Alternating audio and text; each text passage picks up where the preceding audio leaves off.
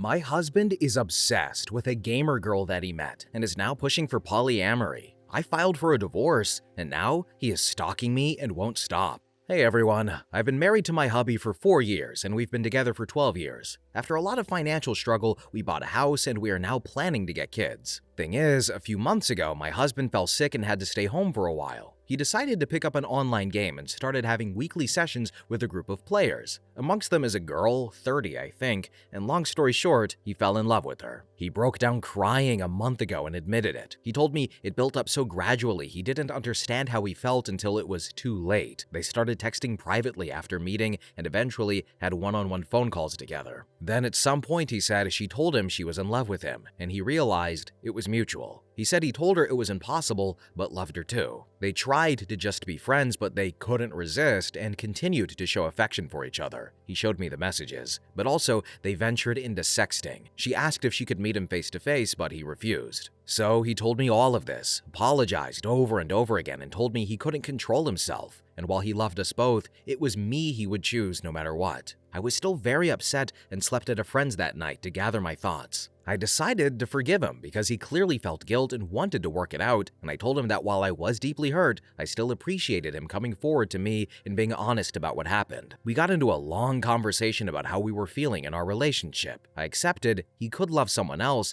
but said I didn't like how he handled it. He agreed. And then, yesterday, he asked if I was comfortable opening up the marriage to polyamory. He said he still wanted to live with me and have kids, but can't erase nor ignore the feelings he has for her. He says he wants to do it right and let us both see other people with clear boundaries and communication and still be present for one another. I'm gonna be honest, it made me very uncomfortable at first. We have several friends who are poly. I know more or less how it works. It's just I never really thought about getting into it myself. I'm not against it, it just never crossed my mind before. I am trying to think it through, but it's a lot to take in. Sorry if my writing is probably messy, but it's kind of hard to focus. I guess it's too early to decide, and we have a lot more to discuss beforehand, but still, could you guys give me your opinion on this? Thanks a lot. Now here are some relevant comments. User 1 said, OP, I would be divorcing so fast. Then user 2 commented and said, so he cheated and now he wants to be able to keep cheating by calling it poly.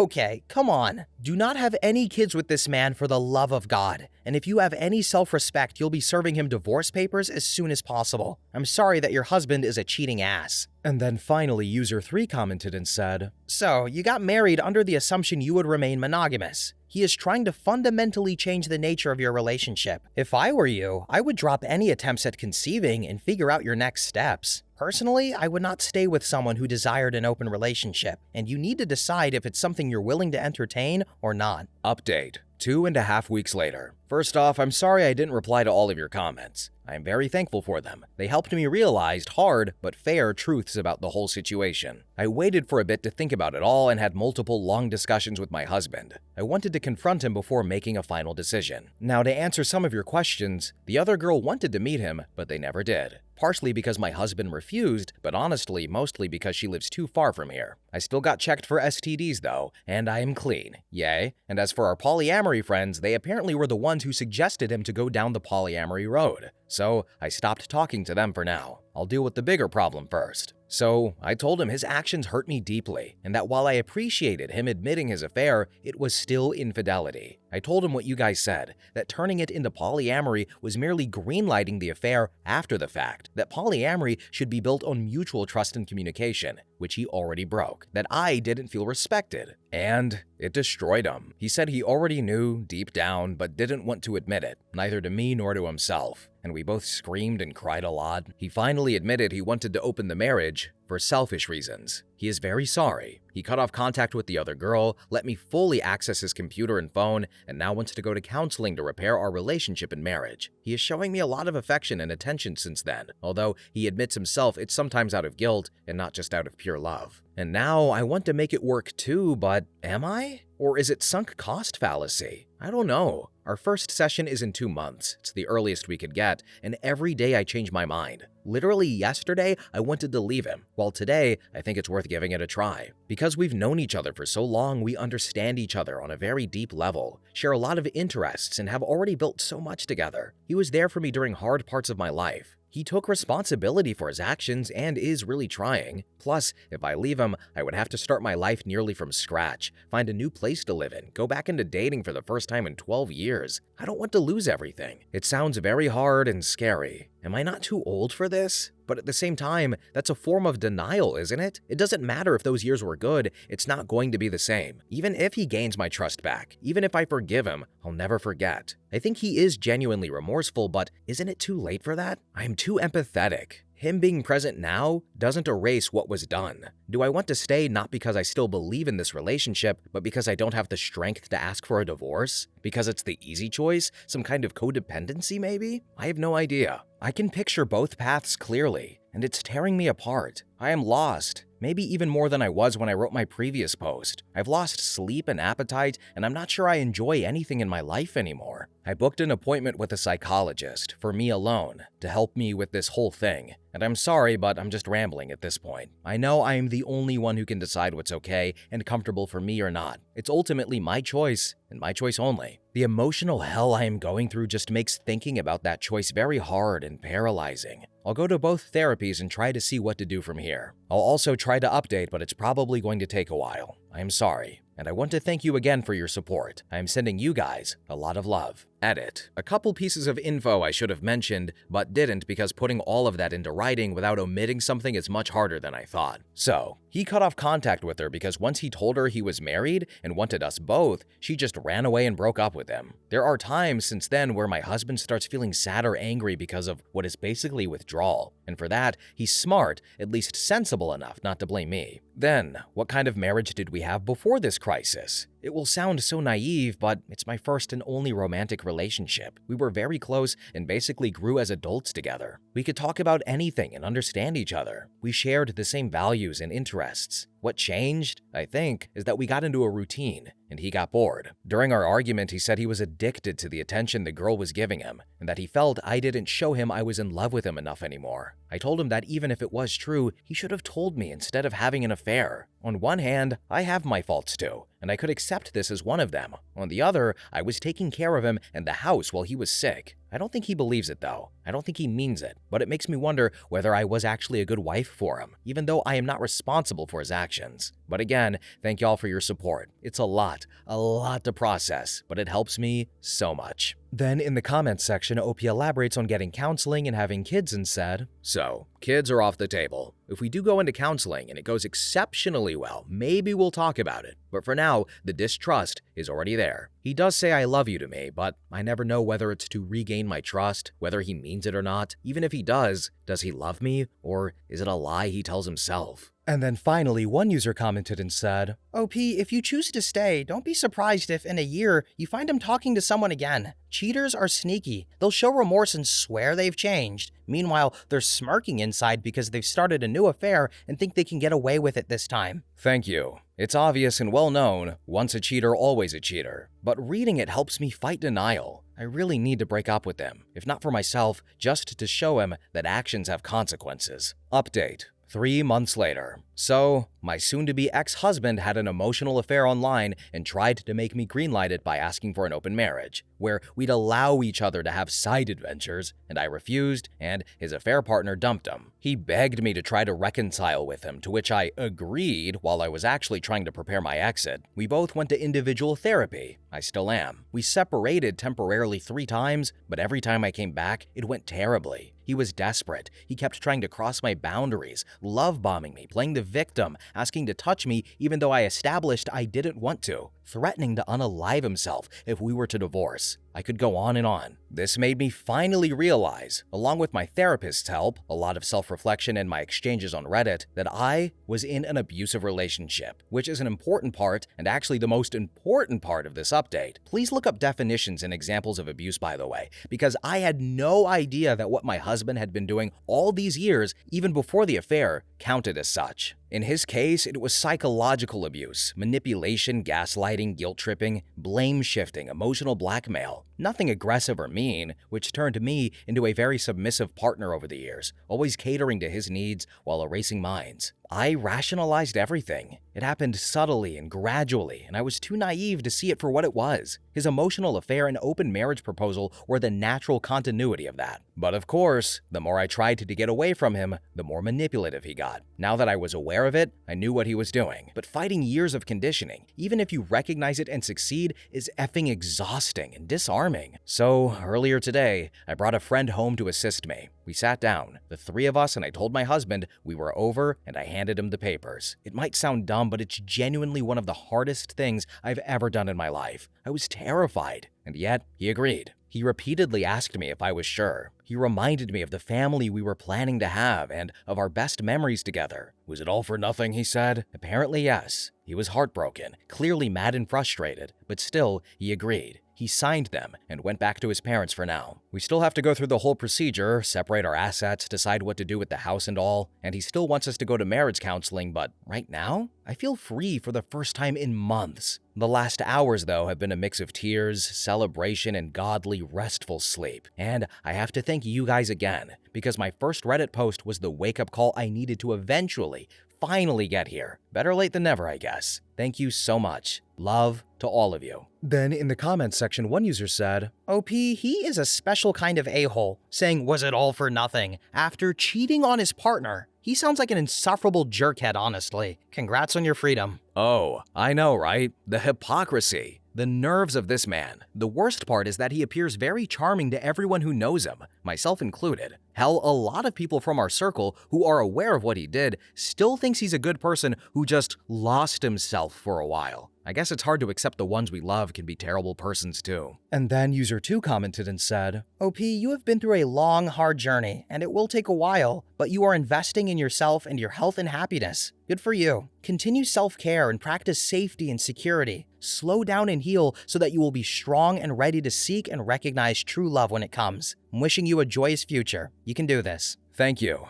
I'll do my best. I like to think the hardest part is behind me, but this story taught me to expect the worst. Whatever happens though, from now on, it's me first. I deserve love and happiness, and I will fight for it. Update number 3. 4 months later. My previous post should have been the final update. I wish. God, I wish. But no, of course not. Of course it got worse again. F my life. So after my soon-to-be ex-husband signed the divorce papers, we went no contact. Or at least I tried to. He still sent me text messages, voice messages, and tried to call me multiple times. He even sent me a long letter full of statements such as, I'm concerned that your mental health is deteriorating. I believe you need antidepressants to help you feel like yourself again. Or, your trauma is understandable, but it probably makes you want to punish me by making irrational decisions like divorce. Or he said, I am afraid you are surrounding yourself with questionable influences that have bad agendas. Please let me help you see it through. He claimed that the crisis was just as hard for him as it was for me. People told me he was escalating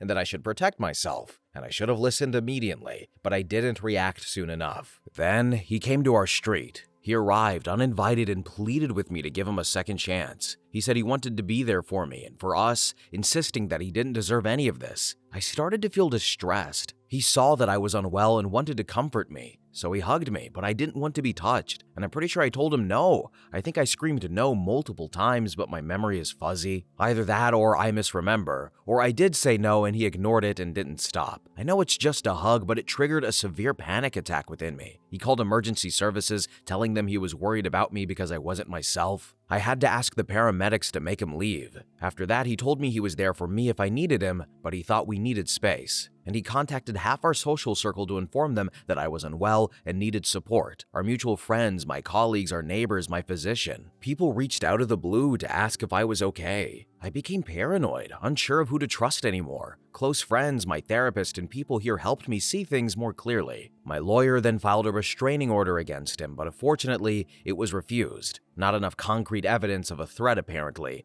and I went to scream over that. And we submitted a second request, which is currently being reviewed. In the meantime, I've moved into an apartment of my own. He doesn't know where I live. Hell, almost nobody does. And I constantly wonder how he reacted when he found out. I'm still paying my half of the mortgage because nothing has been decided regarding our house yet. It's financially very hard for me, but I do feel safer. I'm feeling much better, although I remain haunted by constant stress, sleep disorders, nightmares, nervous tics, random bursts of tears, and rushes of anxiety. My physician prescribed me sedatives and they do make it easier. and I realize I'm isolating myself more and more. I try to fight it, but I'm really afraid that sensitive information could leak, even accidentally. I've started reaching out to my closest friends again as much as I can. I'm trying to come back here on Reddit. I keep going to therapy. It's necessary. Because one part of me, the part he cultivated for so long, urges me to stop all of this, to go back to the house, cancel the restraining order, cancel the divorce, call him, apologize, and repair our relationship. It would be insane though, and I am not going to do that. I do not listen to that little voice. But when your defenses are attacked over and over and over again, it becomes incredibly hard to reason properly. I can't wait for the divorce to be over. I just want to move on.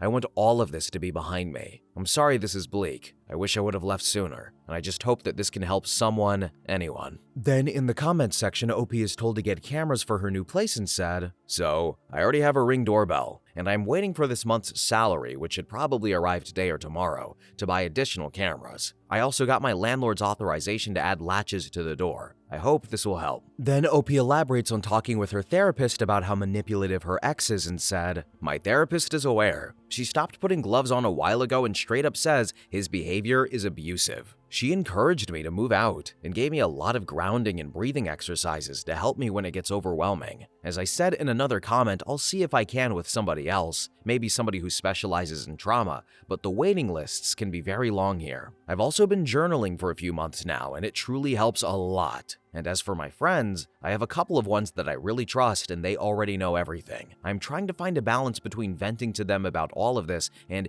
keeping some lighter, positive interactions. Anyway, thanks for your support. It means a lot to me." Update number 4, 4.5 months later. Hey everyone, I know it's been a while since I last posted, and I appreciate your patience. I am okay. I was waiting for the storm to pass, but also wanted to take some time to gather my thoughts and reflect on everything before posting again. First off, I'm relieved to say that a restraining order was finally granted. Shortly after, my ex-husband sent me a long apology/love letter text message asking me to take care of myself. I haven't heard from him since then. And also, the divorce was recently finalized, and the house has been sold. It was draining. Saying it was a roller coaster of emotions would be an understatement, and I have to thank my lawyer for carrying it until the end. And starting over is overwhelming. I often find myself asking a lot of questions. What if I had spoken up sooner? What if I had recognized the signs earlier? What if I had been more assertive and expressed my boundaries better? What if I had communicated more effectively? What if I let myself get caught in the pain and overreacted?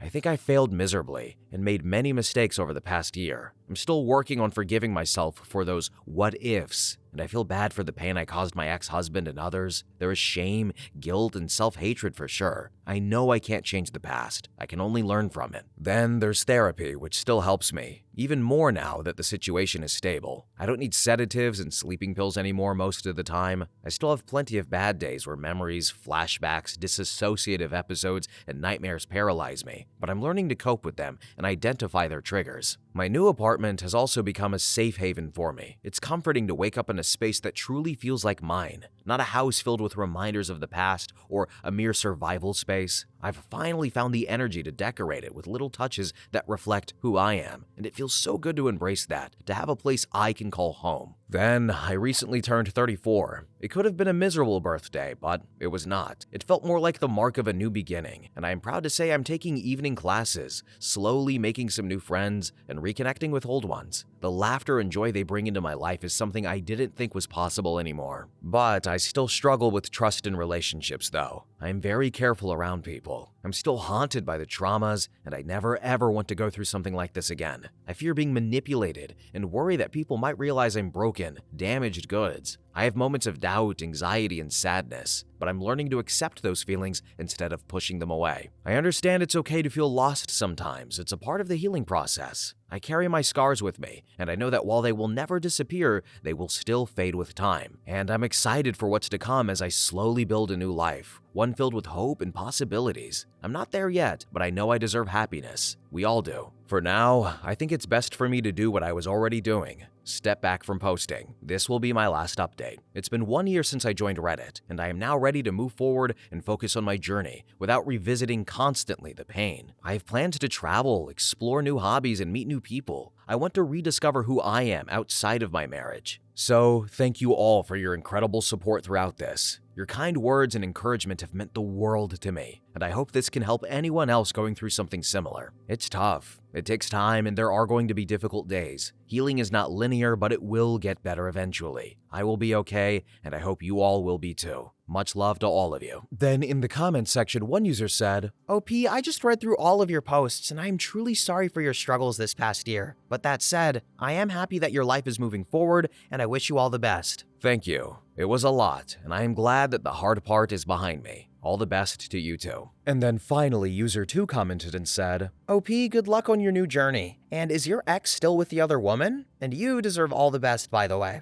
So, as far as I know, no. That ship has sailed while I was still living with them. And thank you very much. So, this story was a full year-long journey, and I'm so glad that OP has come out the other side as a better person. And even in the earlier parts, I wasn't really picking up on any signs of an abusive relationship, so I'm so glad that she did. And it's also not the first time that we've read stories where, halfway through, 3/4 of the way through, a person realizes, oh crap, I was in an abusive relationship the entire time. Bro fell in love with a e-girl on Minecraft. Ugh. Or worse, what if they were League of Legends players or something like that? That's disgusting. But, I suppose there's not much else to say. She realized the situation she was in. She acted upon it. She left. She got the divorce. She improved herself. She got the restraining order. And now she can go to Subway or the Cheesecake Factory. Whatever she wants. It's her choice now. But anyway, guys, we are at the end of the video. Thanks for watching, commenting. Have a really good day. And bye-bye.